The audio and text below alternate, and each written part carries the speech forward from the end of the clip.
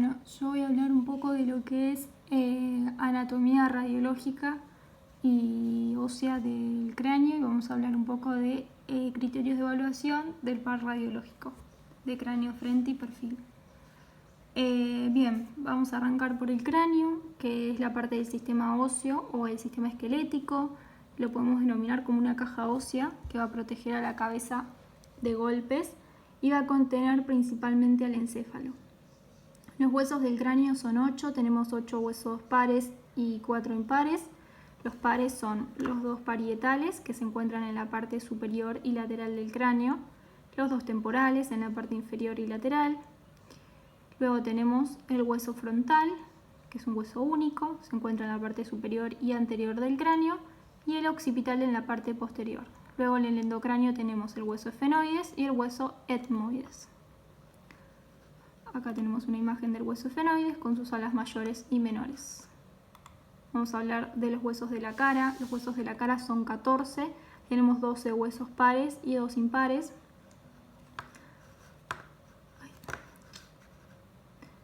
Se me va la flechita. Acá tenemos lo que son los huesos malares, que se encuentran a los laterales, el maxilar superior, maxilar inferior o también llamado mandíbula, el unguis, que es un hueso par, se encuentra al borde de las órbitas, los huesos propios de la nariz, los cornetes inferiores, que son estos dos de acá, el palatino y el vomer, que es este hueso que pasa verticalmente por acá. Bien, vamos a hablar de la división del cráneo. El cráneo se va a dividir en base y calota. Esta división va a empezar desde la glabela, que es el punto craniométrico que se encuentra entre ambos arcos supraciliares, hasta la protuberancia occipital externa. Bien. ¿Qué huesos forman la base? Tenemos el hueso etmoides, el hueso efenoides, el hueso frontal. En realidad sería la porción basal del hueso frontal, que va a incluir lo que es el techo de las órbitas y la región posterior del seno frontal. Luego vamos a tener el hueso temporal, que va a incluir lo que son los peñascos o la porción petrosa, y el hueso occipital, su porción inferior. Y la bóveda va a estar compuesta por los dos parietales, el hueso frontal, la porción superior del occipital y las escamas del temporal. Estos huesos van a estar unidos por suturas. Ahí vemos en la imagen, la tenemos marcada con flechitas. La sutura número 1 es lo que sería la sutura coronal, que va a dividir los parietales del frontal. La número 2 es la sutura sagital, que va a unir en realidad los dos parietales. En esta sutura vamos a encontrar dos puntos craniométricos. Por acá en la porción anterior tenemos lo que es el bregma, y en lo que es la mitad sería de la sutura sagital tenemos lo que es el vértex. Bien. La número 3 es la sutura lambdoidea. Después tenemos la sutura 4, que es esta que está acá. Esa vendría a ser la sutura escamosa, que va a estar entre el hueso parietal y el temporal. Luego tenemos la sutura occipitomastoidea, que va a estar ubicada entre el hueso occipital y la porción mastoidea del temporal. Luego vamos a tener la sutura frontomalar, que se encuentra a los laterales de las órbitas, la sutura temporocigomática por acá abajo, la número 8, la sutura cigomático-malar, y después tenemos por acá arriba lo que es la sutura efenoparietal. Bien. Vamos a hablar de las indicaciones del par radiológico.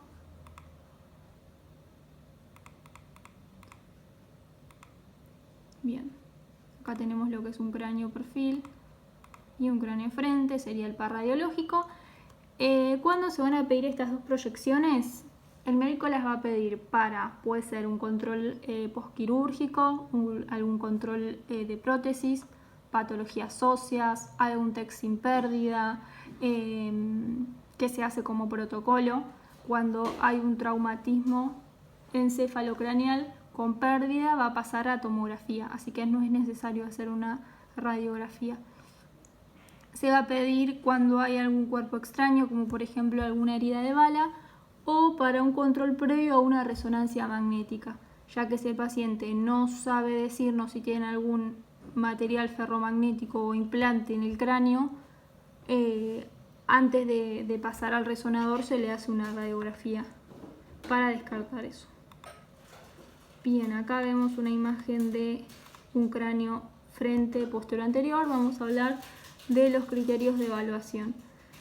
Principalmente del borde lateral del cráneo al borde de las órbitas se tienen que ver simétricos. Luego vamos a tener que ver el hueso frontal con una densidad adecuada. Sí, o sea que no sea muy excesiva ni que se vea muy negra. Se tiene que ver la línea innominada, que yo acá la marqué con flechitas, eso es un reparo anatómico. Línea innominada se la llama en radiología lo que es el canto del ala mayor del efenoides. Se tienen que ver simétricas. Acá las vemos. Eso cuenta como un reparo anatómico que eso nos va a demostrar si el paciente se rotó o no. Acá tenemos dos proyecciones, una con el rayo angulado a 15 grados y la otra con el rayo que incide perpendicularmente. Dependiendo de cada proyección es como se van a ver las pirámides petrosas o peñascos. Por ejemplo, con el rayo angulado a 15 grados los peñascos se van a ver en la porción inferior de las órbitas, acá, en el piso de las órbitas. En cambio, en un rayo perpendicular, en una proyección con el rayo perpendicular, los peñascos se van a ver dentro de las órbitas, en la parte media, digamos. Acá se ven. Esos son los peñascos. Bien. Vamos a hablar de los criterios de evaluación del cráneo perfil. Se tiene que ver con claridad lo que es el diploe, con su capa externa y su capa interna. Se tiene que ver con nitidez lo que es la hoja de higuera, que serían las huellas vasculares, digamos, que se tienen que ver en el frontal, en los parietales y en el hueso temporal. Se tienen que ver más que nada lo que nos va a indicar que el paciente no se rotó es cómo se ve la silla turca. La silla turca, que acá la estoy marcando, se tiene que ver con un solo piso. Si se ve con más de un piso, eso nos va a indicar que el paciente se rotó. Después, se tiene que ver todo el cráneo incluido. Después, lo que son las estructuras dobles se tienen que ver superpuestas, como son la mandíbula, el conducto auditivo externo, la apófisis mastoides, la articulación temporomandibular, el techo de las órbitas. Eso se tiene que ver todo superpuesto. Y